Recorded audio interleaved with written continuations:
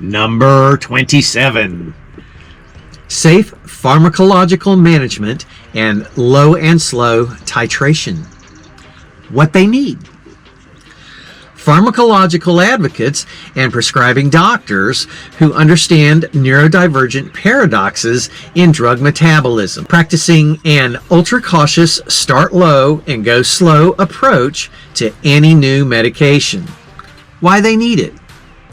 ADHD individuals frequently display high atypical sensitivities or paradoxical reactions to medications such as ADHD stimulants, causing profound calm, or standard anti-anxiety meds causing paradoxical agitation.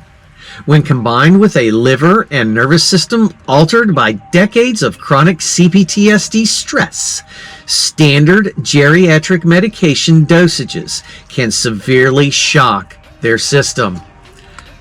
The cost of no support.